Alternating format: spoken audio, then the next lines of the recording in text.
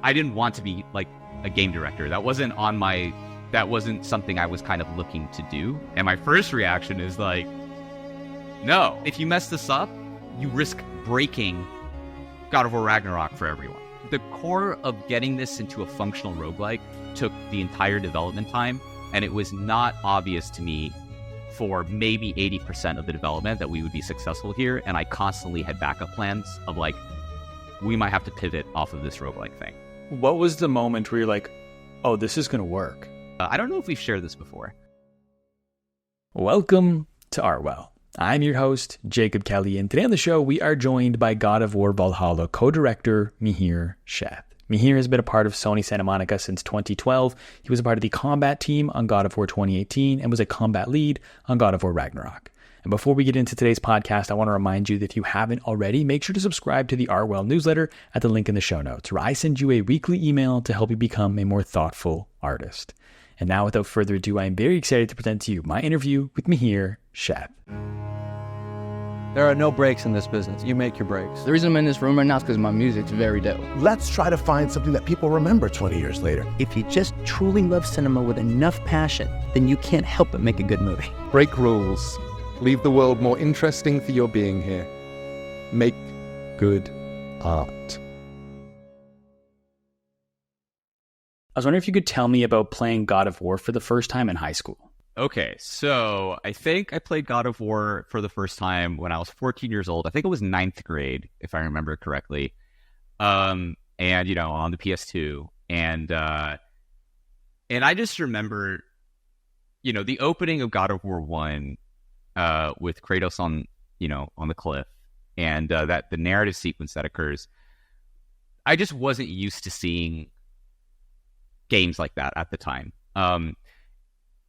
There was kind of this maturity to the theme in the way that was presented that for me at that age and the type of media I was consuming, it kind of, I think it was like, ooh, like this is something special. Like there's something juicy here, right? You know, so I think that the narrative aspect of what was going on in the character and the theme kind of immediately pulled me in. And then as soon as, you know, you're on the Aegean boat and then you're just pushing square, triangle, it just, the feel, like the gameplay feel, even though I would not know how to articulate it in the way that I can today, there was something about it that was like, this does not feel like other games I'm playing. It's worth noting that actually at the time, I was not playing a ton of action games. Like I played action games like I played every game. Like I didn't really, you know, my favorite games growing up were always RPGs. I'm a, huge traditional Final Fantasy fan. And so like, this wasn't my cup. I was not like some DMC hardcore, player. And so just playing that game, I'm like, I feel amazing playing this game. Like there's something so smooth, the way that it feels on the buttons, the slowdown that's happening, the power fantasy with Kratos. So that was like one aspect, but then there was another aspect entirely, which was mythology. I am someone that in school did not like history. We didn't really study mythology formally, but just in general, like those themes were not interesting to me. And playing God of War 1 for the first time at that age, I was like, I want to know about this world and this mythology and these characters. Like I've heard of Zeus, I've heard of some of the references in here. I've heard of Ares, but like I didn't really know.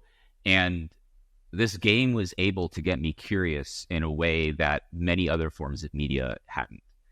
And that felt particularly resonant, I think, at that age. It's like, why does this video game I want to learn because of this, right? I want to go to Wikipedia and spend my afternoon researching this. Which I don't know if that's like a common reaction for people at the time, but like for me, it was like, the narrative theme, the gameplay feel, and then mythology as a backdrop that sparked curiosity. And then from there, it just, it went on and I played through the games. And, it's funny, actually, I growing up, so I grew up in Dubai in the Middle East and like lived in an apartment, and the PS2 was in the kitchen, which is a weird place for, because it was like a kitchen living, like, we had sofas and stuff like there. So basically it was like open for anyone to see, right? And so like, yeah, like my family's pretty chill, but like I was I was like, oh, there's a lot of like themes and things in this game that I do not want people seeing. So I used to play like late at night because I couldn't like play in my room or something where I could have privacy. So like, there's content in those games that I was like, I really shouldn't be playing this, but the game is so good, and I want to play this, so I'm gonna keep it away from my parents. Kind of like I think what people were doing with GTA at the time. I think there was probably some overlap. Was that the game that made you want to get into gaming, or was like because of all these things that you never experienced before, or was it a lot of like the RPGs you're playing, like Final Fantasy growing up, that was really like the inflection point of I want to do games? Oh, it was earlier. I wanted to make games, from playing RPGs, and even before that, like I actually wanted to be a game developer from the time I was maybe 8 or 9 years old. Just playing like PC games and being like. Actually, I remember when someone told me that like people actually make these, because for some, you don't think about the stuff when you're a kid. You're like, oh, this is just a game. And then it was like, people make this. And I was like, what? Like, I want to do that. But I had no idea how. So I think I was interested in game development for as far back as I can kind of remember. But the difference with God of War was, I think quality of craft was like, why is this so good is maybe it is the thing that stuck out to me of that game. The narrative had me in, like I said, the gameplay feel had me in, like all these aspects had me just in. The music was like phenomenal. And I think that craft expertise and excellence was kind of apparent to me. And I was like, wow, this is awesome. And then they released the, with the games, there was like the behind the scenes footage. And that, it wasn't where I started wanting to work on games, but it kind of ignited this thing of like, I want to be in the room, right? That was kind of the first exposure I had of seeing developers, not just the theory that games are made and, hey, there's something called programming. And if you do programming, maybe you'll be able to do this. Like, no. It's like they're passionate people talking about their craft in a way that I had not seen before. And it just was like, man, I hope like if I could be in the room one day, that I would just be over the moon about it. So I think it sparked that angle, but the desire to work in games was, I think 8 or 9. I have to guess about that age. But with those behind the scenes videos, they are so cool. And I remember I heard an interview with Dave Jaffe, and he was talking about how they originally wanted to do where you could toggle the soundtrack you could turn the soundtrack off and turn on like a director's commentary for the duration of the entire game. So he could give you like behind the scenes, and just like, I was like, that would have been so sweet. But it was like, to your point of like just them releasing that behind the scenes stuff. Like, yes, other games had done that before, but like that was the first time of like, I feel like it was like prominent, at least for me, of like, oh, there's like, hey, you can see the behind the scenes here. And they kind of conveyed the story a little bit of the people making it through what they showed. Like there was a passion about that, the way that was viewed. So this is a little corny and I've used this before, but it's like, like making games is kind of like mythology of its own. Like there's so much that happens in the development of these things, and like any kind of huge human endeavor, we're all players in the story of what happens. And I think that the behind the scenes for God of War kind of illustrated that at the time, which like, who are these characters? Like I want to know the names of these developers. Funny story, when I eventually started working at Santa Monica, I knew the names of like most people there because I have just seen them in documentaries, and it kind of weirded people out. Like they were like, like, whoa, you're making me feel old. But no, like honestly, it was because I wanted to know the characters and the story of how these games were made. And I think that kind of correlates quite nicely with mythology as a theme for the games that we make. So yeah, I there's a technical component to seeing how things get done and the problems getting solved. And, at the time they would show these cool, where you see like 3D graphics and then they turn into wireframe and you're like, ooh, like that's so cool. There was a lot of that happening, but, seeing the strife and the passion of the people behind it was really enticing. One of the lessons I've learned, like just doing this show, is like oftentimes the story outside of the story is just important as the story itself. Yeah. And so that's really cool. And you mentioned how like part of it was like you could just tell there was like a quality of craft to those games. And that quality of craft has continued up until present day. And so now that you've actually been in the room since just before like 2012 probably is when you started at Santa Monica? Mm-hmm. August 2012. Yep. So we're coming up on 12 years here. What about the culture at Santa Monica allows for that quality of craft? I think one is just an inherent respect for craft as a value. You're not like, obviously Santa Monica Studio is is part of a larger Sony initiative, right, of first-party content and bringing value to the platform. And that's absolutely the case. But I think in a more local sense within the studio, you're just surrounded by people that want to do the best work that they can do. And I think we tend to attract that kind of talent. I think we look for that kind of talent, and we try to sustain that, which is really enticing. If you are already aligned in that framework, you want to be surrounded by people like that, right? So when you're trying to iterate and make something better, you're not thinking like, oh, it's because the company strategy to do this and we need to strive for excellence. It's like, no, like I am doing this for me. Like I want this to be good, right? And I think that part of it is really, really big. I think the other part, and this is kind of not directly answering your question, but it's something that I think is relevant here, is that the player experience and how we view the player experience at Santa Monica, I would say, is with a lens of really high respect. In the industry, you learn about practices like playtesting, and different studios approach that differently. But one thing at Santa Monica Studio is the level of respect we have for playtesting. And like, no matter how strongly someone feels about something, you can't argue when people are playing through it, the real honest reaction that they have. We have a deep respect for that. And I think that, coupled with just what we strive for in craft, makes it feel like there's purpose to what we're making, even though it's a video game. It's for entertainment. We obviously, we're trying to tell stories in it. We're trying to deliver great experiences in it, but we're making games. But even within that context, it feels like we're striving for something that has real purpose and value because of that respect for the player and the respect for craft. And I think these values are consistent across the titles. They can manifest differently because the goals of the titles change over time, right? If you look at back in the classic days of God of War, what they were trying to accomplish, when you look at the Norse, series with God of War 2018 and Ragnarok, what they're trying to accomplish, and then even taking a title, a DLC title like Valhalla, which is much smaller, but it's trying to accomplish something a little different than those. But caring about player experience and caring about quality of craft is consistent across the board. I think it fundamentally just comes down to like the people want that, right? If the people working at our studio eventually change into wanting different values, the studio will change. But because we cultivate those values, we hire for those values, it kind of perpetuates that. And we're grateful that, within the larger Sony context, like we can preserve that identity, right? We're given a space to do that. So it's a win all around in that way. I think another thing too that I've noticed, at least from like an outsider's perspective, is like the retention in Santa Monica is great, as well as like the internal hire. Like you attract great talent, but then you also keep that great talent. You know what I mean? Like there's countless people who have either been there for a long time or were there for a while, left and have come back. Like there's just this culture of just also like there's a longevity there that I think also benefits.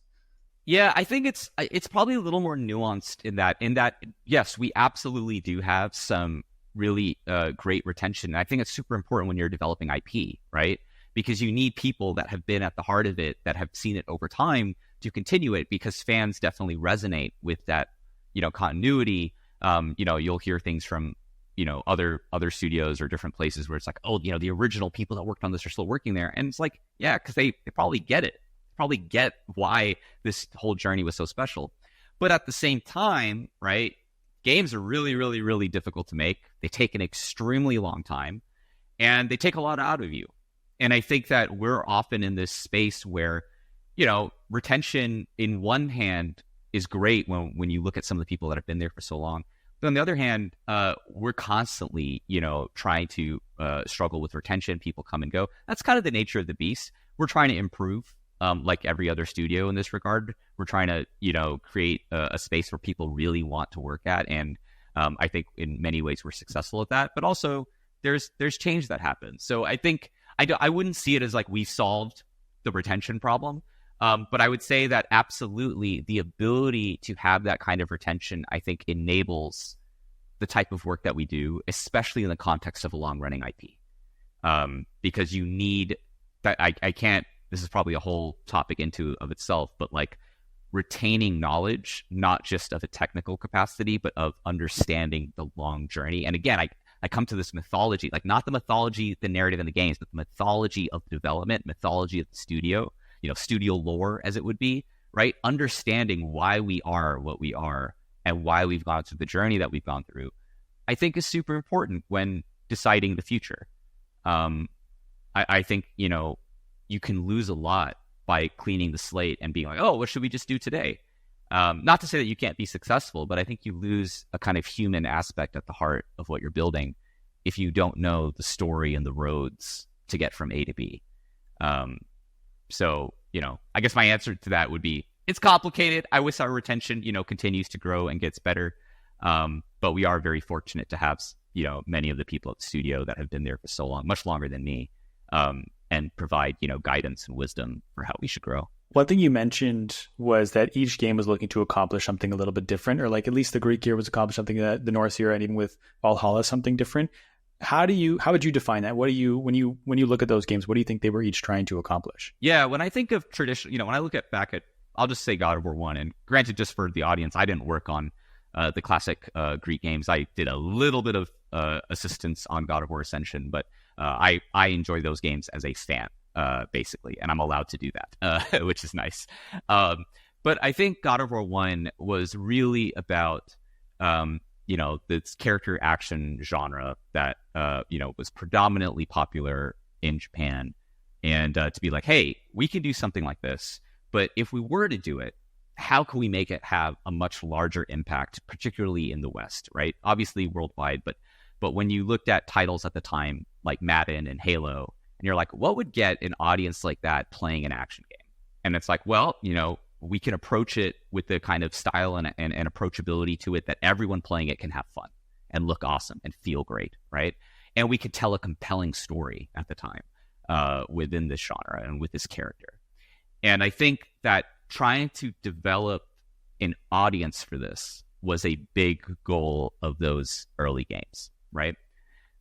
After that, obviously, then the spectacle and kind of the epicness and increasing that, be kind of happened in the sequels. And I think we're, very successful at that. And also, obviously, pushing hardware at the time, right? People forget now, but like God of War 2 came out on the PS2 when the PS3 was already, out, and it's like it still looked incredible and amazing, and I think that was testament to the quality of the team. But it was really like expanding that market and becoming a central franchise for PlayStation. I think with the Norse saga, obviously we were looking to kind of revitalize and reinvigorate the franchise and modernize it to a more relatable context, right? I think the older God of Wars are kind of a product of their time and what the team, some of the values that were there, some of the cultural zeitgeist, and the world has changed and the development team has changed.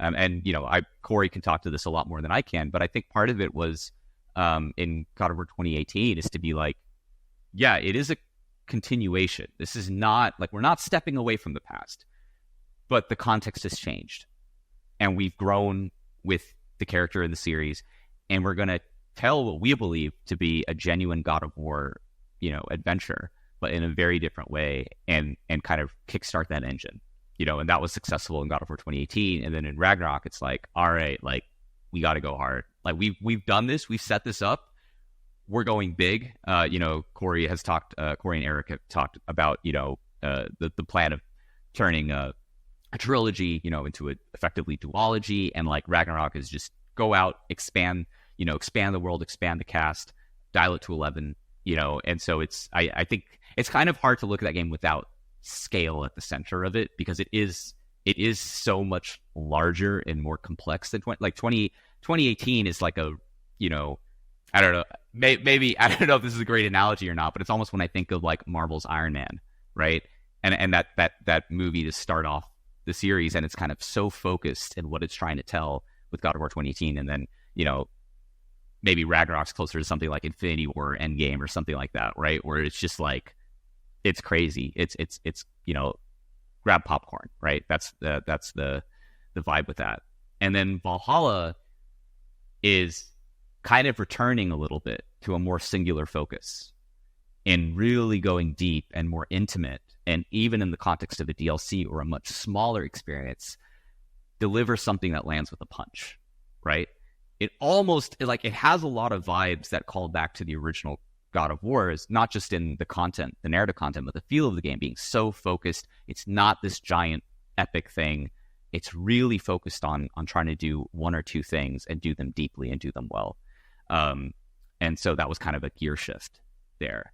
But that's kind of how I see the series over time. Obviously, in the Greek series, there's a lot of games I didn't go into. Obviously, our partners at Ready at Dawn worked on, 2 God of War games as well. So there's a lot of different goals being served. But I think when I look at the series overall, that's kind of my high-level take of what we were trying to do. And I think there was a version of this where we did not focus on continuity of the character. And I'm very grateful for the fact that we chose to pursue that, because it makes it richer overall, right? Like, when you think of past God of War games and you think of the Greek classic games, it's not like some nostalgia thing that happened. It's like, no, it's the origin of this story that is continuing. And I think that's something very special for us, is that every part of it is contributing to the overall legacy of what we're building. 100%. I think the idea, like, to your point of, like, to not reboot the franchise for 2018 was great, because you could, one, use, like, the emotions from the previous games, bring them into that game, and just use, like, the player knowledge against them, right? Like, I think it's that opening scene when Baldur meets Kratos and he's like, I thought you'd be bigger, and you just assume because you think he's referencing this Greek God of War, but he's actually referencing Faye, but that's, like, the player knowledge being used against you. Like, just little things like that. Like, as someone who played the games, I appreciate that so much. There was a continuation. And, like, coming into doing this season of the show, I didn't know that. Like, I'd only played God of War 1 and that was it. And so I played it through everything fresh for the first time, and I just assumed when I got to 2018 it'd be a reboot. I had no idea it was a continuation. So that was, like, a fun realization for me as I was playing through these recently. That's awesome. Yeah. But with the Valhalla, when did you find out, or when did you get asked to be co-director for the DLC? That happened in January 2022. Was when the first time I think it came up. So we were working on Ragnarok. In fact, we were in the last year of Ragnarok. We're closing. Things are intense. Things are crazy. I'm dealing with a million problems, and then that conversation comes up, and my first reaction is like, no, like no, like I want to be done with this. Like I want to, I've been working on this for years and years and years. I want to get through it. I'm kind of, fed up. And, so what ended up happening actually was about a 2-month long back and forth where, studio leadership is like, hey, there's this possibility that there's something interesting here. And it wasn't, at the time, it wasn't discussed in the way that Valhalla became. It was that this idea of Valhalla had kind of existed with Eric Williams, the game director on Ragnarok, as kind of a, hey, there's a way to expand this. Valhalla is it kind of makes sense in Norse myth. There's something we could do here that's interesting for long-term replayability with our combat system. But it was quite different than what Valhalla ended up being. In terms of narrative, it was completely different. In terms of gameplay, it was different. It wasn't like a roguelike thing. It was, it was just like, hey, undefined, but there's something here that can happen, right? And between Eric, between studio leadership, there was this, sense that there's something interesting we can do here, and we think you'd be a good fit for it. And I was like, no, like I don't want to do this. This is I want to wrap this up. And it took a while to get convinced, which sounds funny because it's obviously an awesome opportunity to do this, but I didn't want to be like a game director. That wasn't something I was kind of looking to do. Many aspects are awesome about it, but it was just kind of not the career path that I was like, I want to pursue this. So, what actually ended up, convincing me was Yumi Yang, the head of the studio at the time, had a intense phone call with me one night where she was like, you have to do this. I know you have to do this. And I was like, whoa, like why? And she was like, because whatever path you want to pursue in your career and how you want to grow it, whatever you want to do, taking something from start to finish and seeing all aspects of it holistically is just going to give you a perspective that's super valuable and hard to get. The fact that you could, in this space, get that within a small time period is incredibly rare. And I was like, damn, like this is a really good, like, I was ready to argue, and I was like, this makes a lot of sense, right? So that's kind of where it started from, is like this convincing argument of like, this is just a strategically smart thing to do. But I was like, look, like I'm about craft. Like I work so closely. So for those in the audience that don't know, I was we had 2 combat leads on God of War Ragnarok, and I was one of them. And my responsibility was, player characters, Kratos and playable Atreus, and then companion characters, and also a lot of our core gameplay systems. And prior to this, in the past, I've worked as a combat tech designer, and that means I've been the glue between the design team and the engineering team, but also working on content. So I've kind of been in the weeds on all this space. And I care about craft, and I was like, look, I'm only going to do this if I'm super excited about it. I want something that I can get hooked to. And then that's where some of the ideas at the time was like, I worked on this combat system and the progression systems for so long. Is there something that we could do that's really exciting and cool with this? That's actually like a challenge that's fun for me. It's kind of selfish, but it's like, I've just done this for so long that I would want to do something different. And then can we make it matter? That was the other part, is that I don't want this, if we're going to work on this, I don't want it to be something, there's nothing wrong with making just something that's enjoyable and fun that you play with and you move on. But when I looked at everything we've done in our series, like I mentioned earlier, it's all contributing to the legacy. It all matters to the growth of the character in the series. And I was like, if we can do something smaller, with a smaller team, smaller time frame, smaller budget, but we can do something interesting and we can make it matter, that's getting me excited. And then Bruno was the perfect partner. I've worked with Bruno many times in the past. And I think we complement each other quite well, where I tend to be a lot more analytical and technical. And deep in the weeds there, Bruno is someone that does not understand what the word impossible means. Like, Bruno is the most unjaded developer of all time. Like, it's crazy. Like, his brain is wired into saying, like, that sounds awesome. Let me think of ways we could maybe do the impossible, right? And when you look at the series of God of War, and Bruno's been a major part of that series since God of War 2, there's so many things that we've done that like are insane as a studio. Like, they just don't make sense. Like, again, Titans gets brought up a lot in God of War 3. Bruno has a whole GDC talk about this. But it's like, it's a crazy endeavor, and it's because of people like Bruno, and many others on the team that are able to be like, I'm not scared. Like, yeah, we'll figure it out. And here's a way. And I'm the guy that will tell you, here's the 40 reasons why you might not want to do this, right? Like, I'm down for a challenge, but I'm the person that says, hey, if we're gonna do this, we should know blah blah blah blah blah blah blah, right? And the whole spec it out. Let's understand the domain. Let's understand all the technical things. And Bruno's kind of the person, yeah, but we should do it. Like, this is the thing worth doing. So that pairing also got me pretty motivated at the time, because I've had such a great working relationship with Bruno, just working on Kratos over the years, that was also part of what motivated me. It's like, yeah, I think we could probably do something awesome. What's something that was, quote unquote, impossible that you guys did with Valhalla? Oh, great question. Because this is not obvious there's so much that I can say here that's not obvious. Okay, I'll give you a really nerdy one. I'll go deep design for a second.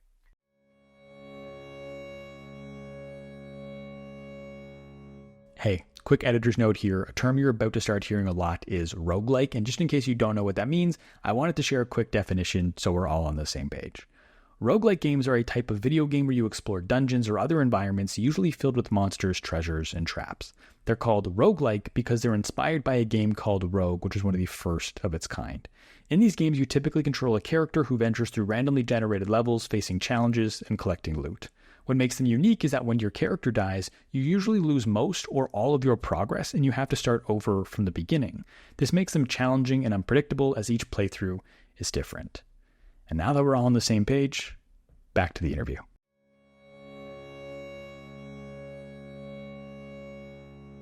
So God of War roguelike sounds, now that it's there, it sounds obvious, right? It's like, it makes sense. You guys have been making combat like this.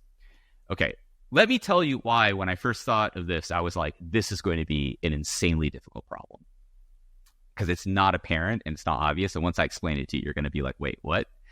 Okay, so when you think of a roguelike, on a run, You start from nothing, you build to something, right? And most of the time, you're probably not going to get what you want, which makes the times that you do get what you want and you have some sense of synergy really amazing. That's kind of one of the principles that that genre works, okay? Let's take the character Kratos, who is inherently built around a power fantasy. Weak Kratos doesn't make sense, right? You don't think of the character as being applicable for this. But every single roguelike is about being weak and maybe getting strong, right? And if I was to break this down a little bit more technically, I would say that there's two, synergy and agency are core principles of kind of roguelike, and you create constraints around those two things, then you open them up, and that's what feels really good. Well, let's take God of War Ragnarok in his combat system. You have full agency to give your character maximum synergy 100% of the time, right? You can go into the menu and you can choose every single thing you want to place. So your baseline is the best scenario in a roguelike, right? So when you try to apply a roguelike progression system to, a character that you're already used to feeling extremely synergistic and extremely powerful, how do you do that, right? Like, don't you risk devaluing the character? Don't you risk making the character feel weaker? So that alone at the beginning, which might not sound a lot, but maybe for game designers out there, if you're listening to this, you can kind of understand that, wait, you're now taking a system that's built to serve a super different purpose and somehow make it work here in a completely unproven way that you have to make in a very short period of time. You actually have the risk of devaluing your central character. And, there's a couple of other things that kind of come into this, right? Another thing about roguelike, right, is like, you start with little things and you get more and more and you build up your weapons. Okay, yeah, you kind of look at Kratos and you're like, well, he's got a couple of weapons, right? He's got the blades, he's got the axe, he's got the spear. Yeah, maybe you just pick one, right? You can pick one on a run. That makes sense. Except, our game, the weapons aren't just for combat, they're also for traversal, right? Use the blades to grapple up. So, that's a huge issue, right? So we can't do the traditional things that you would do in a roguelike where you just get easy points to just be like, oh yeah, this is going to be an axe. So I'm presenting this problem because the actual format of a roguelike applied for God of War is not obvious. And in fact, I think there were a lot of things against us, right? Even just approachability. Roguelikes are notoriously tend to be difficult. You can have things like, God mode to kind of help you through, but the structure is fundamentally about rewarding this challenge. But God of War as a game is built around approachability, right? We take pride in the fact that we have all of these difficulty options and we focus on accessibility, and we would want to bring that same standard here as well. So, there's many, many more reasons I can go into, but I would just say adapting the God of War framework for a roguelike is not intuitive and presented many, many challenges that were really fun to dive into, but very difficult. And there's a lot of illusions that we're pulling. People think it's like, oh, you just took the same perks and the same things and put them into the game.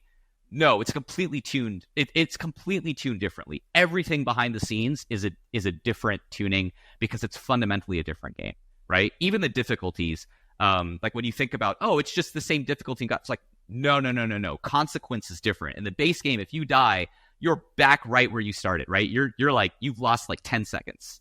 Right? But in a roguelike, if you die, you have to start at the beginning, so consequence is much higher. That's a different game. That's a completely different space. So now this is the design component. Let me explain the technical side of this, which is that you have to do all of these changes, but still preserve the base game.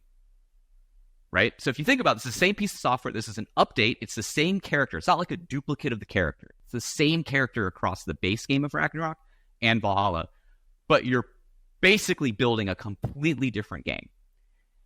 And if you mess this up, you risk breaking God of War Ragnarok for everyone, right? So this is at the heart, and we're like, yeah, we could do this with a smaller team and in way less time and get it to a good level of quality. I don't think if you play the game and you see this is apparent. I think it's like, oh yeah, this all makes sense. You already have all of this. It just works. yeah, it probably was pretty quick to set up, right?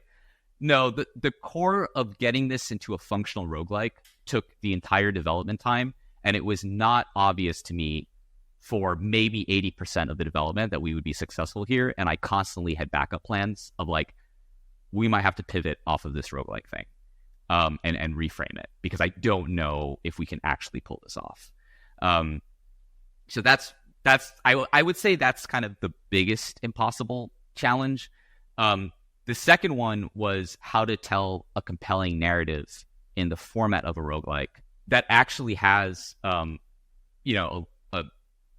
there is a linear progression happening, but accounting for variable progression from individuals, right? Because you could die any number of times. So how do you get a compelling story across an experience where someone might never die, like they have perfect runs at every set, and someone might die a lot? How do you make that a compelling narrative experience for both of those players? That was not obvious. That's not how we build our games traditionally.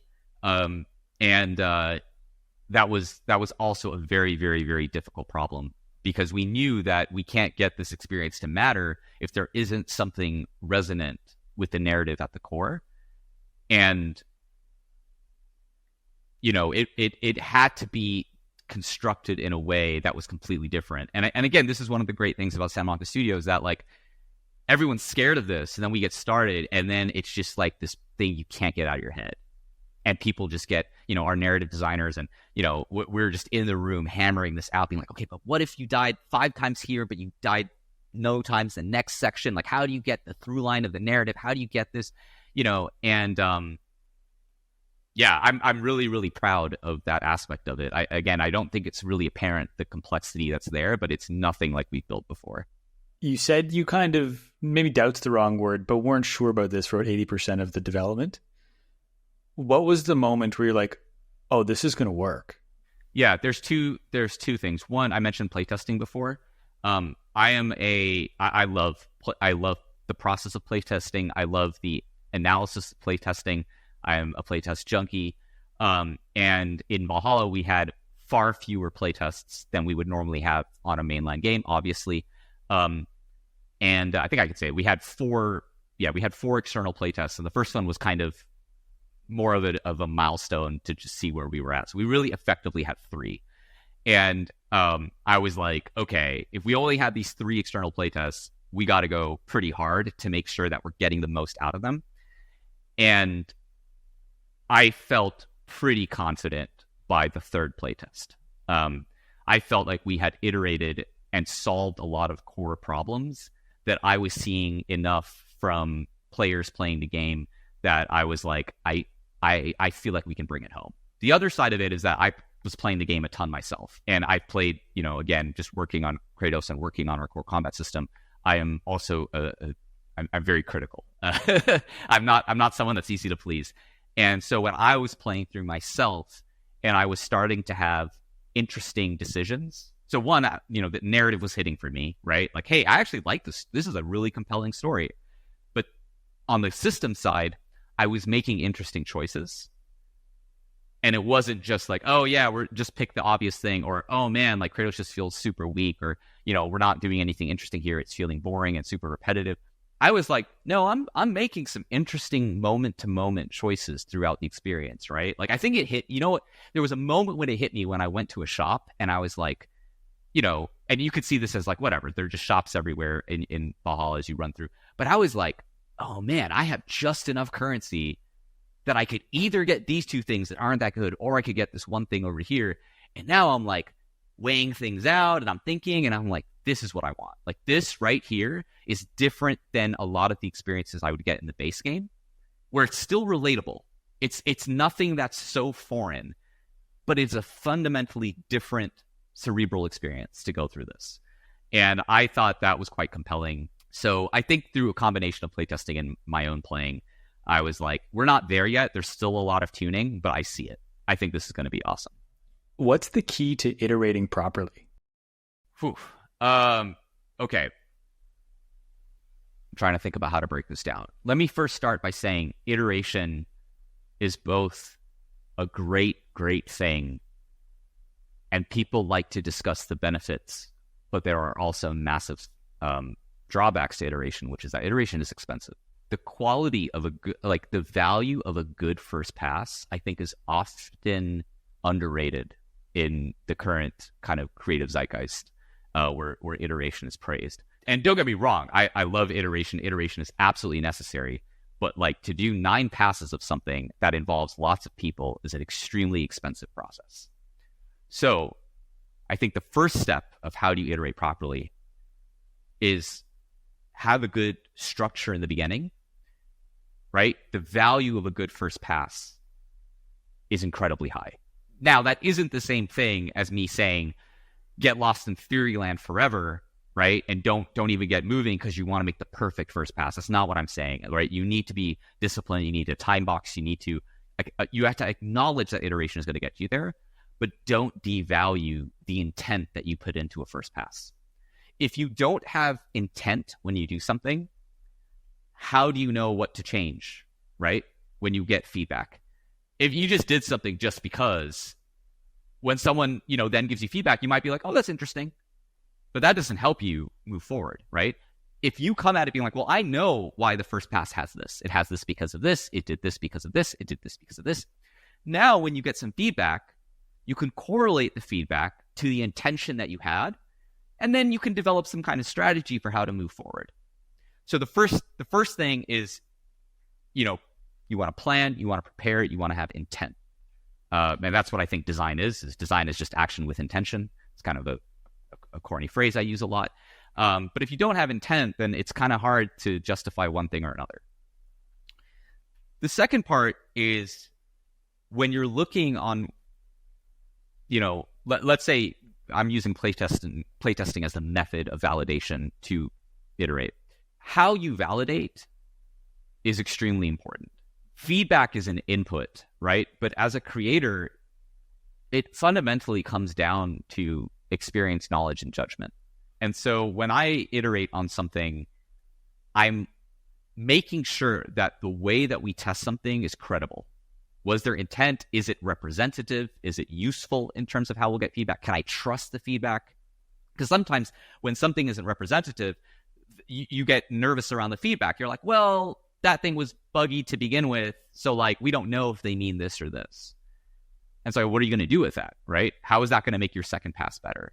So as far as you can, like try to make it credible. And then when you get your feedback, do work to make sure that you can validate what you're saying. And this gets into data analysis. And, I think data is inherently, there's so many subjective ways to use data, right? You can use it to fulfill a narrative or an agenda. There's subjective things like, hey, I saw this one stat over here which says this. Fair enough. But do the work as much as you can to give yourself confidence that what you're getting as feedback, you can believe it and it is helpful.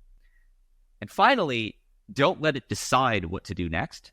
Take it as an input so that you can decide as the creator, based on this, I believe we should do this next, right? And your goal when you do this is not to make, it depends, but again, I'm using playtesting as the example here. Let's say we have 4 playtests, right? The goal isn't to make the best game at playtest 2. It's to make the best game by the end of all of the playtests that you eventually give to players.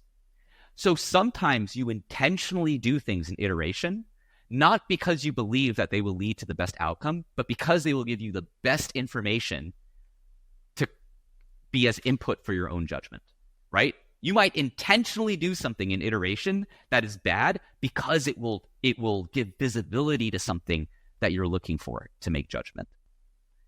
So it's really abstract what I'm saying, and it obviously depends on context. But I think that the science of iteration, it's like, what are you trying to iterate on? What's your process of validation through iteration? And try to find a strategy in what you're doing where you get effective steps going forward, because the more cycles you have in iteration, the more expensive it is. And when you're a small team and that cost is not high, that's one thing.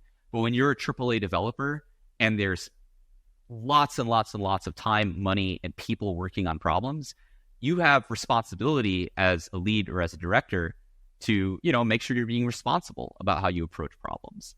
And I think that sometimes we don't talk about that enough, I think, as a creative community, on like the value of a good first pass and really having accountability on how you manage that process to be effective in getting results in a shorter period of time. There's a few places that we can go with that. The first thing I will say is on the value of the first pass, like that just reframed something for me. Like I often, when talking to people, is I say like, don't be afraid of a bad first draft. Yeah. But at the same time, but like what you're saying now is going to make me add to the end of that, but don't strive to make it a bad first draft.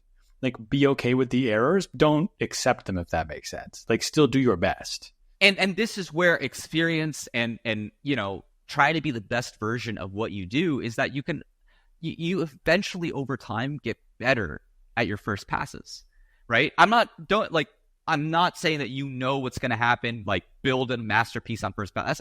Iteration is part of the process and it's a great thing. But there's a reason why, you know, you'll see people in their lane that they're just so good at what they do that, you know, you're like, man, their first pass was amazing. And it's not the final product, but what people don't say is that saved a ton of time, effort, and money. Right? And that's why people that are in those positions are often at the height of their game. They're paid more, right? It's because at the end of the day, they have saved a lot in areas that you don't even see, because a lot of times it took less iteration to get to the final result. So that's a more practical framework at looking at this. But I agree with what you said. Don't be afraid of if the first thing is sucks and it isn't succeeding, that whatever, that's part of the creative process. But then your process of validation and analysis and the next steps and strategy need to be really high, right? Otherwise, it could just be bad for a long time and you can do 10 iterations and spend a lot of time and money. And that's not great, right? That's not what we want as developers. And sometimes that bad first pass can give you a lot of points that you get a lot of feedback on, which can lead you to the things that make it better. Absolutely. On that note, I want to dig into a little bit more where you said kind of intentionally leaving things that are bad in a playtest to try and like drive to different outcomes. Like, can you give me some like tangible examples of how you've done that? Yeah. So combat tuning is a great one, right? So, okay. So let's say in a combat system, you have lots and lots of mechanics and systems and they're all there, but on an easier difficulty, you're not pushed. Like we're not stressing the system to see all of the systems being used, right? So an example I'll just use God of War. There's a lot of moves that Kratos can do, right? Majority of players that play on normal or easier difficulties will kind of pick 3 moves that they like and just use them to get through the whole game, which is absolutely by design. That's fine. But if you're trying to, as a developer, understand where the gaps are in your larger system, just testing on that difficulty is not going to show that to you. Right? Even if the player has a great time, that's not giving you the knowledge you need to make sure the system cohesively works, that all of these attacks and all these abilities and all these systems actually work well together. You kind of need higher difficulty to stress this, to show the gaps, right? And anyone that's played on higher difficulties, you know, this is where you start to see the systems show themselves. Jason McDonald, who's was my kind of direct lead for many years, used to always say this, and you know, he would be like, play games on harder difficulties as a designer, not because you're trying to show off how good you are, but because it will often show you the systems and the gaps and the weaknesses. And so when we playtest, sometimes we might do something like, hey, for this playtest, we're intentionally really upping the difficulty. And it's probably going to make for a miserable player experience in some cases. But that's not the goal. The goal is not to make everyone really happy right now. It's to see, like, if we do this, we can understand, hey, you know what?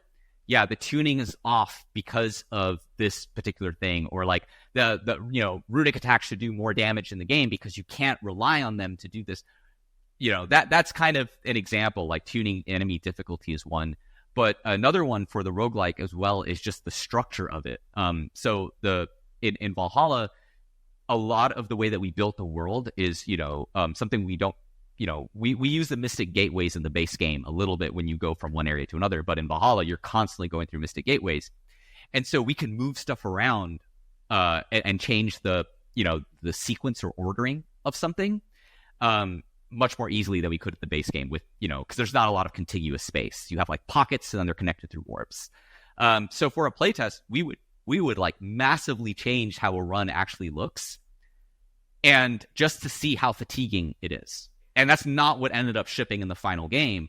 But by doing that, we could kind of stress test. We could be like, hey, if people go this long without a story beat, that's probably too much. Okay, that's really interesting. Yeah. Yeah, it's like stressing the system so that you know what to do with that. With kind of iterating, a lot of it is based off of feedback that you get from playtests and from other people, but I'm curious when you trust your gut. Yeah, I mean, that's the $1 million question, right? It's always a mix of both. It's that data is an input, but for the types of games that we make, and it's going to be very different depending on the types of games, there is a lot that comes down to judgment. We make something that is inherently, we strive for it to feel human. There's a human connection at the heart of it. And I think we do a lot of things that are counterintuitive. There's a lot of things in our games that would have never shipped if we just purely listened to feedback. And I think at our studio, I'll talk about the role of direction a little bit. We are a studio that is, quite director-driven in the way that we are structured.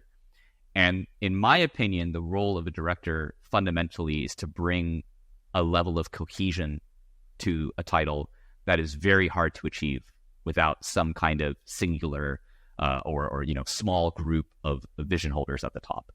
The value that cohesion brings is extremely resonant, and it's hard to see until the very end. And why? Because as someone that's in that position, you see things that no one else on the team is seeing, right? And you can have a vision for... I'll take Corey as an example on God of War 2018. The boat is frequently talked about. What people might not know is that the boat, for the longest time in development, had no banter. It was just a slow boat that you had no combat on, no mechanics, and it felt... I mean, it was pretty rough because you'd go on the boat, you'd take a long time to get somewhere, and there was nothing keeping you entertained. And so there was, even internally on the team, I was like, oh my God, this boat, there needs to be like a faster way to move, or we need to, do all this. But, Corey has a vision for what he wants this downbeat to be and what the conversations and storytelling will be. And he's working with the narrative team. And I remember myself, because I was very critical of this when we were working on it. And it's no knock to the developers working on the boat. It's a fine vehicle, but it was just boring because I'm playing through the game all the time. And then the moment the banter comes online, and then it's actually good, and you're like, this is incredible. And for many people, it's like their favorite aspect of the game, right? Hearing the Mihir stories on the boat. I think features like that are extremely hard to get through the finish line of an arduous development process if you don't have that level of judgment and cohesion at the top. I think the role of quality comes down to our playtest and validation method, right? So this is my framework. This is not the official SMS framework, but I see directors as really, responsible for ensuring a level of cohesion that makes the game feel resonant to players, and our process around playtesting and improvement and analysis and all that kind of stuff as funneling quality over time. And I think that mix between cohesion and quality is kind of our stamp as a developer. I feel like that's something that we try to make sure feels unique to what we make. And so judgment and trusting your gut is something that I think I don't know if there's a right answer. It's just like you learn to get better with it, and you be humble about it too. I mean, at the same token, there are a lot of decisions you make, like even, co-directing Valhalla, you're not right all the time. You make some bad decisions, and you be humble to it. You be open to it, and you look to improve that. But you need to have a vision and understand what you're trying to do and why you're trying to do it to know when to push back against, just the data. So I think that is that's the hard part. That is the struggle. I like that struggle. I like that we engage with that struggle as a studio. Because that's what art, that's when you're making art, that's what you're doing. Is you have, you're looking and you're validating what am I feeling? Why am I feeling this? But this is seeming like this. And, you're doing the best you can, and you make decisions and you move forward, and you trust that your team is going to, be there right with you and execute at the highest level. And it's worked out for us, but we're also humble that we'll make mistakes in the process and, try to account for that in the way that we build things. What did you learn about yourself through the process of directing? It's a funny story. When I was in college in my senior year, I actually directed a student project that was like this thing, and it made some news because we recruited across LA and all this stuff. And obviously, it was just like on a thing that ended up being like 5 minutes, and our tagline was kind of make 5 minutes of quality as a student game, which was not a very common thing at the time. And so it exposed me to directing in like the most unprofessional context of a bunch of college kids and people, artists around LA. And so now I in Valhalla was doing that in a more professional capacity, and there's a lot of similarities. Like it's funny, it's like completely different. I'm obviously having gone through 11 years or whatever of professional development between now and then. But there's a lot that I was recognizing from my past experience in that space of like, yeah, like, I think it confirmed that I like looking at problems top down and the strategy for how we succeed in the long term. Like it validated a lot of this for me. But I think one of the things that I learned is that my intuition on a lot of things was quite sharp in terms of like, hey, I'm getting a feeling this isn't working, or I'm getting a feeling that we're not going to be here. The way I would describe it is a little bit like, in Infinity War, you have Doctor Strange being like, there's a million there's all these possibilities and this is the one. It's like understanding that one of the strengths that I have in that space is not so much like I have a clear vision and this is what we're going to do. I'm not that type of director, but rather I have a pretty good understanding of the web of possibilities. And based on what's happening, I'm kind of pruning the web, right? I'm thinking about what are possible outcomes based on my understanding of the domain and what I'm seeing. And I think I gained a lot of confidence in that space of problem solving as a director, which, far more than I've done, I think, in the past. I think that was a really good thing to learn. And then I think another aspect that I learned is that this is probably more insightful, is that throughout my career, I have really enjoyed working on hard problems. I just on God of War alone, working on the combat system, working on systems like Ragdoll, whatever it is. I am like, no, you got to fight and overcome and like solve a problem, right?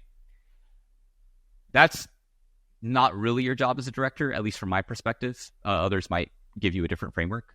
For me, it's as a director, you're responsible for orchestrating a team to success. That's a very different role. Even as a team lead, you're working with the team, but you're still, I think, pushing at the top. You're kind of leading by example in many ways. I think as a director, it's on you if the outcome is not a success, not the team, right? Like just fundamentally, when you look at the role, it's like, well, your job is to find a way to find success. And I think that causes you to look at kind of creative ego a little differently. That I think as a director, I learned that if something wasn't working, it's like, wait a second, I'm framing it in a way that is not going to work in this setup. I'm not orchestrating this correctly, right? And I think that changed the relationship I had to look at problems. It's not about keep working and overcome. Is this the right type of problem that we should be trying to attack? Like, is this the right type of framework that our team is set up to succeed at? So I think, yeah, that kind of, deeper introspection about your ego and your relationship to the problem you're solving and how that affects the team. For me, at least, I think that was quite transformative. I just want to make sure I understand that correctly. So when you're saying it's like when you're a lead and there's a problem that has to be overcome, like that's a problem that the director has identified as important, and so you're going to overcome it, versus as the director, you're the one telling other people what the important problems they have to focus on are. Exactly. And there's a little bit of both, right? Like, it's not like everything you're doing as a lead is what the director says, but, you feel this responsibility that, hey, this is what the goal is. Like, even if we're struggling here, I have to figure this out, or I have to work with others to figure it out. And how do we overcome this? That's a big part of what you're trying to solve on a day-to-day basis. And you're still doing that as a director. But I think as a director, you feel the responsibility that the outcome is something you have to own. Because if it fails, it's because you did not orchestrate it to success. And I think that as a lead, it's not, that responsibility is not felt by you, because you're working within a constraint of something that, fundamentally, like, yeah, it's not, as a lead, it's not your job to say, here's what's going to be in the game and here's how it's going to work, right? You're taking inputs and you're figuring out how do we get from A to B and solve that and add value along the way. So yeah, I think the responsibility shift is pretty different. And I think that changes the way you look at your relationship. And again, I come back to ego because, we attract talent that over time is built to overcome impossible challenges, to really, you build that, you have a sense of pride around that kind of challenge. And I think learning how to still maintain that for the quality bar you're trying to hit, but to also create some distance to understand that there's a lot that you are in a space to make decisions. So if you did not make the right decision, you got no one else to look at, right? Like that was definitely an important realization. How do you define success? I think we have a studio, purpose of success in terms of, again, within PlayStation's, PlayStation Studios and kind of the role of Santa Monica and God of War as a whole is that, being such an iconic franchise, there is commercial success, which is a big part of it. There's, success in terms of brand and the value that we bring there. So I think we do have some pretty formalized definitions of success. But then I think there are personal definitions of success that we have. One version on the team is just, are we stronger as a team than we were before? Are we better as a team than we were before? To me, this is a really big metric for measuring success, is that, are we improving over time? That's something that I think I care about a lot. I think, do people feel valued when they work on something, right? Do they feel this was meaningful, this was important, I contributed, I feel like the connections I've made with others in this endeavor have been valuable? That's a huge part of defining, I think, our success as a team and on an individual level. So I think we have goals that we strive to hit as success as a studio for the kind of business context. And I think those are very important. And we have to, make sure that we're making the types of decisions that lead to those definitions. But I think on our human level, there's a lot of space for success to be defined differently. And I think as leadership on a project or at a studio, it's, you want everyone to feel successful. That's part of this endeavor, right? Because as we talked about before with retention and things like that, you want people to be on a team that they have belief in. And so it's complicated, and you're never going to get all of these, by the way, right? You're not, it's all relative, right? You're trying to get as many successes as you can and just do better. That's really if you're improving and you're doing, this is kind of cheesy again in the context of God of War, be better. But really, I think it's honest. If we're improving and we're hitting goals and whatever, but we're getting better over time, we're striving to improve, we like what we do, we like who we work with, that's success to me. I'm happy to be part of a studio that is on that track, right? And I think most people at Santa Monica would agree. What's something you still have to get better at today? So many things. Oh man. I think for me, one thing is learning how to. This is going to get a little more on the personal side, but I struggle being effective when running at different gears. And what I mean by that is my framework for a very long time was I'm always in high gear. I enjoy intensity. I enjoy passionate work. I like getting into problems. I've definitely, I enjoy that pace. And I think that there's value in that. I think that I've seen some impact of that on, my own kind of growth professionally. But I think that where I struggled is hey, things are a little slow right now. I would not, I wouldn't be as effective, both in terms of, productive output, but also just myself, how I'm feeling. It's no, intensity is kind of tied to me feeling I feel good about what I'm doing and what myself is, because I'm just running at this high gear. And I think that, I'm sure many people experience this with maturity in whatever they're doing, is that, you see the game differently later on, right? You see the playing field in a different way. And you're like, no, what I'm really, it's kind of all about the value that you're bringing holistically. And if you could do that at a high pace, if you can do that at a lower pace in between, that's real resiliency and flexibility. And I think that for me, this is very relevant because the nature of my day-to-day has changed throughout the years as being, when you're the core implementer for a character like Kratos, you're in the middle of everything, you're deep in the weeds on everything every single day, right? And then you kind of over time get abstracted more and more to see things at a different level. And sometimes your wins are not, I got this mechanic in the next month, but hey, 3 years from now, I hope that we can achieve this goal, right? Things move at a different speed, and learning how to be effective and how to bring value to others and how to be happy for yourself with that shift is something I need to get better at and something that I'm trying to improve at. Do you have any tips in the short, and this is getting overly personal, please tell me, but I'm asking as somebody who very much relates to that operating at a high gear and not being comfortable operating anywhere slower. And so do you have any tips when trying to find your path to being comfortable operating at a bit of a slower speed sometimes? I can tell you what I try and we'll see how it works. But for me, I always ask this question to others. Where do you get your wins from? If I ever meet someone that I'm interested in, I like asking this question because everyone sees this quite differently. I mean this in the most open way possible, right? Because everyone has this internal feeling of like, yes, like something happened that I'm happy about, right? And I think that being more conscious of where you get your wins from and learning how to define your wins can change your perspective of how time is used, right? One way of looking at this is like, well, what I used to say is like, 4 years from now, when this game comes out, if people love this weapon, that's my win, right? That's not a great framework for, a mature approach to a long-term goal, right?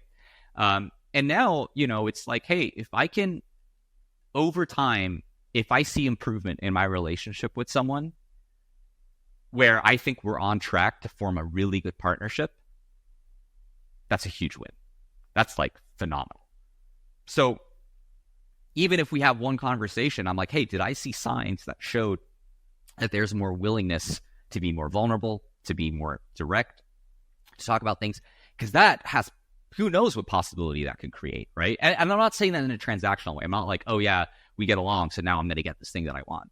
But rather that it's creating a possibility space for just positive things to occur.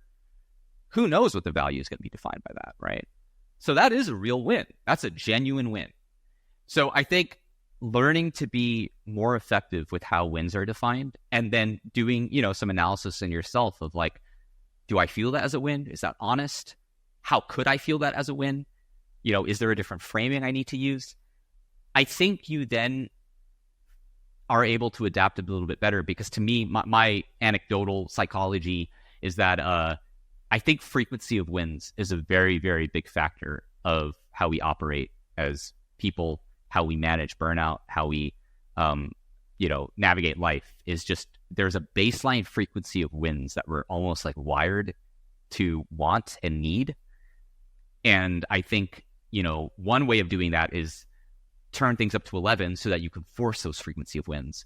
But I think another way is carefully look at that and question, can you redefine where your wins come from? And that's another way of potentially solving that problem of frequency of wins. So you could try that. Let me know if it works for you. I'm still struggling with it. But I think it has helped for sure. Do you think there's things that are wins that don't feel like wins? Oh yeah, all the time. And I also think there's some things that you can't possibly know are wins until far later, which is why I like this retrospective approach, because in the moment, like, it's a very humbling exercise also to be like, okay, let's say something happens, right? Something good happens. Then you think about, well, why did this good thing happen? And maybe you'll realize that the largest contributor to it happening was something that you had almost nothing to do with, or was something that you did that was so insignificant that turned into something, right? I think that's valuable just because it kind of helps you be grateful. It helps you view the world a little differently. But I think also it's a huge ego check for how we see the role that we play in controlling outcomes. I think that is very, very, very, very useful to do. I think it is extremely humbling to remind yourself of, like, in the moment, you have a very specific narrative of how you contribute to outcomes. And just like we validate in playtesting when we design things, we need to validate as we kind of go through things in life and be like, is my perspective correct? Like, is this the way that things happen? So, when you think of the question that you asked of, like, are there wins that you don't think are wins? Absolutely, it's impossible for there not to be, because you are limited in what you see in the present, just fundamentally, which is a very human thing. But I think that's the value of looking back and asking questions and being open and being a little humble about it. It's like, maybe it changes your perspective. And then going in the future, you might be like, this might be a win. I don't know if it is for sure, but maybe it could be a win. That's worth pursuing. On this topic of changing perspectives, what's something you used to want earlier in your career you don't want anymore? I think like I mentioned before, like, even though I was a co-game director on the project, and I don't know what my future, there's a lot that will be developed over time. But for me, I'm at a point in my career where I realize that I care deeply about strategy from a holistic level. And what convinced me of co-game directing of Valhalla was effectively strategy. It was like, there's a purpose for this. There's a studio need for this. There's an opportunity here. Like, it wasn't like I have some deep desire to be like the head of a team like that. And I think in my younger days, coming out of college and everything like that, like, that was a big driver. Like, it was like, I want to be the head of something. I see people that are at the top. I want to be that person. Now I really care about fundamentally two things. It's doing smart things and succeeding at them. Like, that's a win, right? Like, talk about it. So I see strategy as kind of the framework for that happening, where I feel like I can add the most value. So I think that shift of like, yeah, like, I want the excitement and responsibility of, like, I was the person that did this. I think now it's shifted to, I want to contribute meaningful and unique value. That's kind of the goal for me in whatever way that manifests. So yeah, I think that's a pretty big shift from before. Before I ask you my last question, I want to kind of bring it back sort of to where we started with the Greek era. And I'm curious, when was the decision made to bring back the Greek era for Valhalla? That was something I really wanted to do. And Bruno, like, man, Bruno is like such an easy person. Bruno is just like the hype man. Like, anything I bring up with Bruno, he just like intensifies. So I had actually brought this up. So this is, I don't know if we've shared this before. On the first call Bruno and I had, when we talked about, hey, this Valhalla thing, so this is January 2022. And I was telling him, like, he's like, yeah, dude, I can't wait. I want to do it. And I'm like, I don't really know. I'm not super into this, So we just chatted for a bit to be like, well, if we were to do it, what are things that we would want, right? And so I was mentioning how there were a couple of things that, high level, I was like, this could be cool. One of them was something that you could play in short sessions that would be fun, right? Not some epic long thing, but like, we were describing, like, I think we were using Street Fighter as a reference, where you could just sit down and play 30 to 40 minutes of Street Fighter, feel great. Like, that'd be cool if we could do something with God of War that kind of felt like that. Another thing was like the water cooler thing. And this is a really common design trope of like, can you make a game where people want to discuss what happened at the water cooler? So that if you ever hear that term, that's what we mean. And I really like that. I really love just like this, when you're playing the game outside of playing the game, right? So that was one of them. And then a topic that, I had just seen, I think it was Spider-Man Far From Home, which was the one with all three of them. I think it was it Far From Home? I forget the names. But I had just seen the premiere of that Spider-Man in the Chinese theater. So like, like, I just came from that. And I have never seen a better execution of fan service, right? It was like, I just kept thinking the whole time I watched that, what were the meetings? How was this constructed? Because I've never seen an audience react this way, ever. People were losing their minds. They built value in all three actors in their time as Spider-Man, which was like, big brain beyond like, everyone, like, Andrew Garfield, Tobey Maguire, like, everyone increased like your love for that character and the actor all went up, which is why it felt like it was crafted and like designed, because, you know, it's like, how did they make me love all three of these characters in this context, right? So we ended up talking about this, of like the execution of fan service. And we're like, look, one thing I love about that is I don't think it's just, you know, people like to downplay nostalgia bait. Like, oh, it's just nostalgia bait. I'm like, I don't know, man. There's something deeply resonant about celebration, right? Because when that movie to me was like the best kind of execution of, you know, fan service is the more derogatory term. Celebration is the way that I would frame it. And I was like, we could have an opportunity here to celebrate Kratos, right? It's been a long time with this character.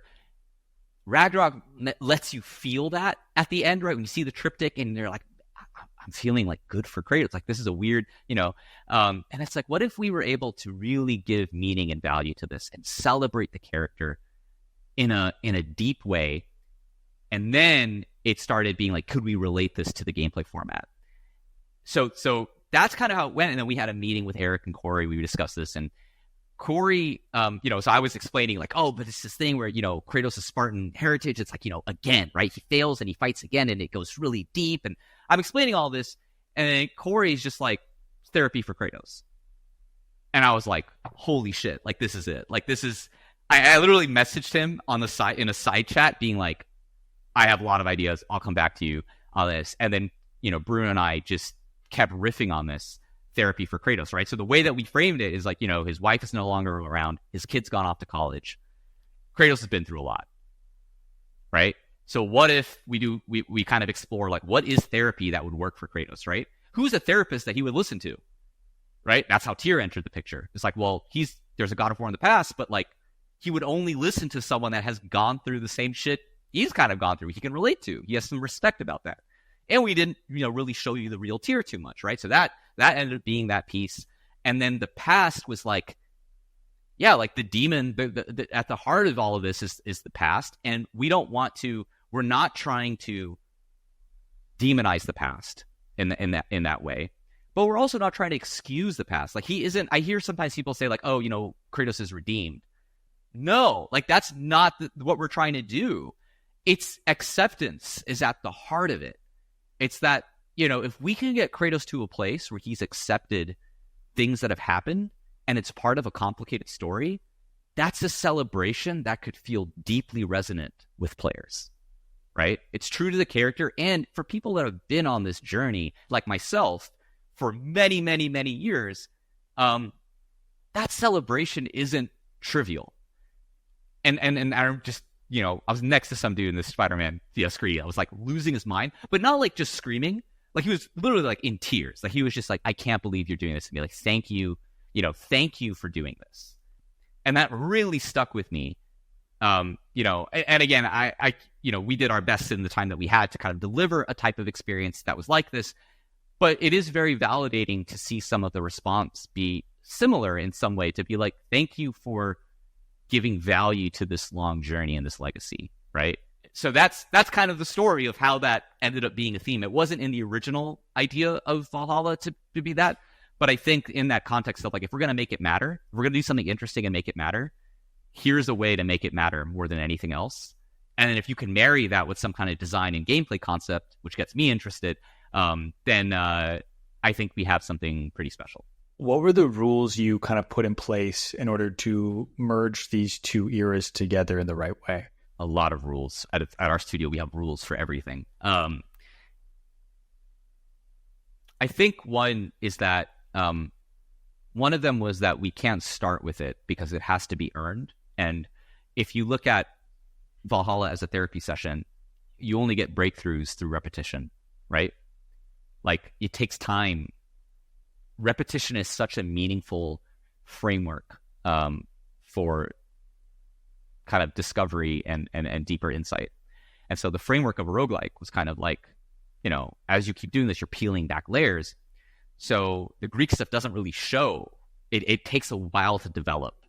I thought this was very deeply resonant with our narrative, but also our gameplay structure, right? So the first time you get a whiff of something Greek is the three judges appearing, which only happens once you get the first, you know, you see the throne. So that's kind of the first one, I guess. the throne and then, Helios. But then when you come back after that, it's like kind of a breakthrough. Something's happened. Something's changed. Now you're seeing the 3 judges, right? Then you go a little bit further, and then, now you get there and you just get the Chamber of Sacrifice. Then you go further, and then you start getting the enemies coming back more and more, right? So one of the rules was kind of like the Greek stuff has to come back in a way that feels natural. And it's as Kratos goes deeper and deeper into his psyche through repetition, these start coming out from the subconscious. The other rule is that this is not the Greek stuff. This is his memory or his manifestation of the Greek past, right? So this actually, like Helios is a great example of this. That's not Helios talking to you. It's Kratos' manifestation of Helios, which is it's a subtle difference, but it's important. It's a far more critical Helios because there's a part of Kratos' guilt that's carried with it, right? So we are very cognizant of how we reference the Greek past because it has to follow. Again, it's not just there to be cool. I mean, it is fun and cool, and it really does celebrate that. But it has to make sense in terms of why would Kratos go to this? Why would we want to revisit this, right? That purpose that's at the layer of it. In terms of our enemy cast, we're trying to find, examples of relatable characters, but also practically characters we can execute in a year with what we have, with the constraints that we have, right? That's part of game development. That's like one of my favorite parts of game development is that you're trying to create beauty through solving problems. Like that's an amazing thing to strive for. And so we're looking at, okay, how can we take this old character? Okay, what can we reuse from what we have, right? Like, and Bruno and I have been there for quite a while, so that I think are quite good at creating a framework for like, I think we can pull this off. I think we can pull this off.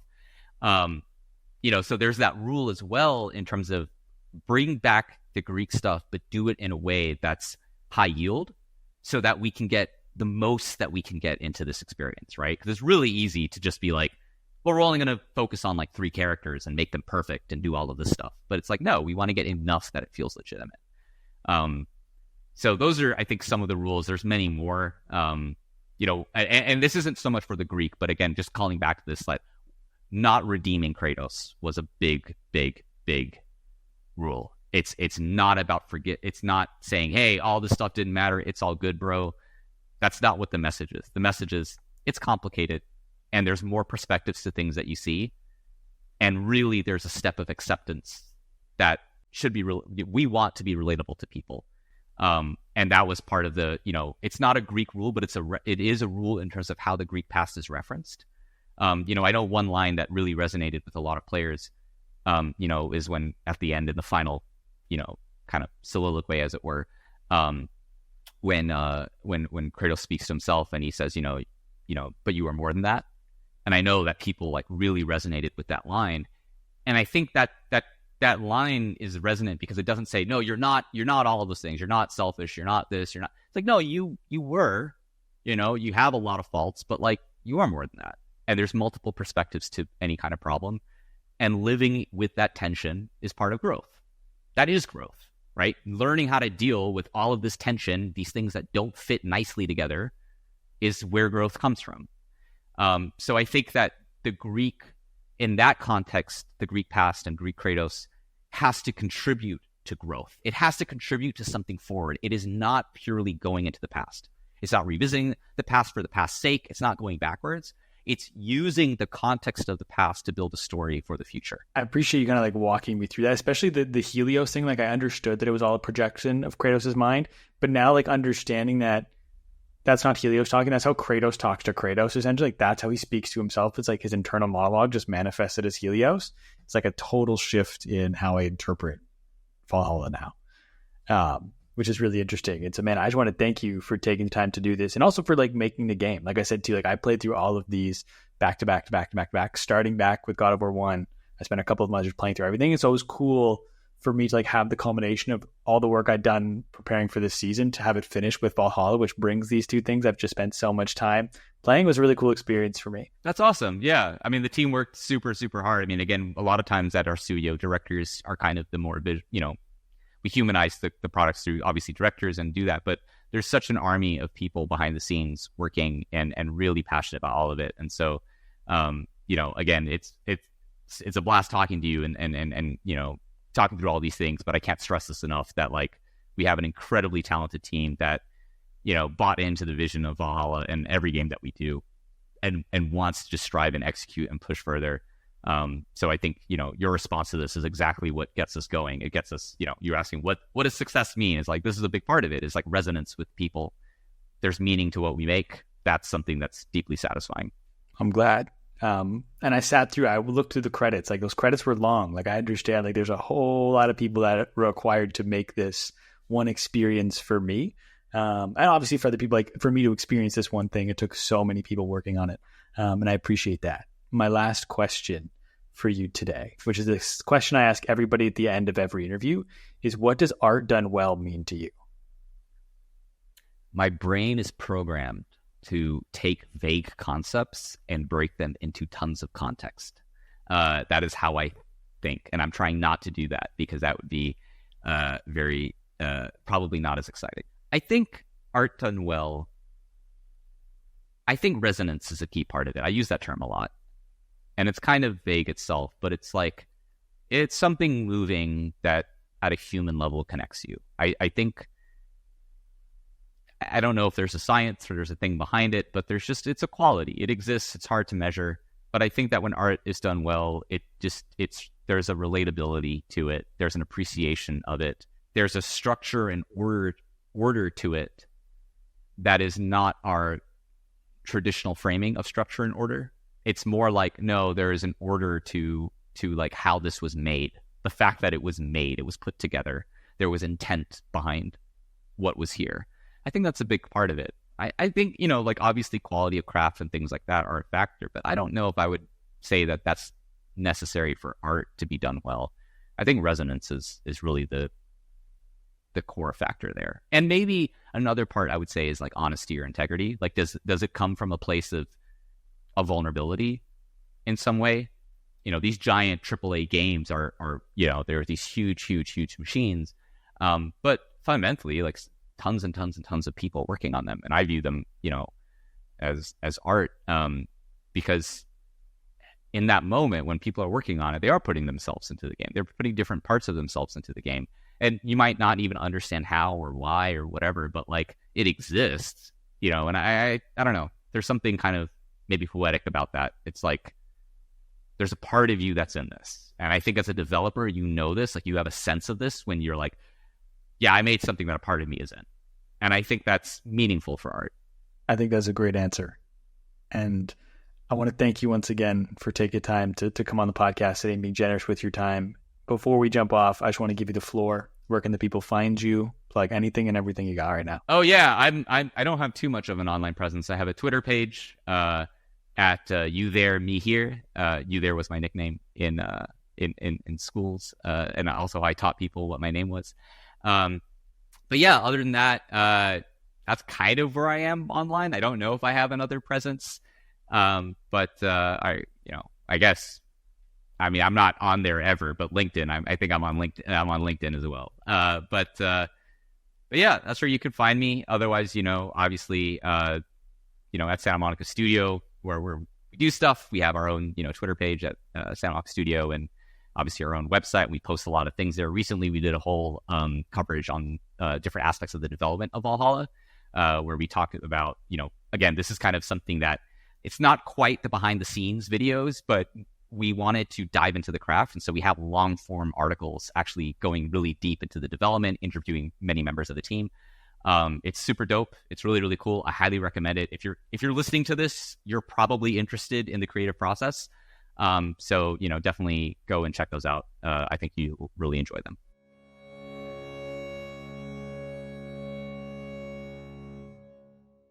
Thanks for listening. Make sure to subscribe. And if you enjoyed my interview with Mihir, make sure to check out my other interviews with the creators of God of War and listen to my 2 deep dives where I share with you everything that I learned studying the franchise.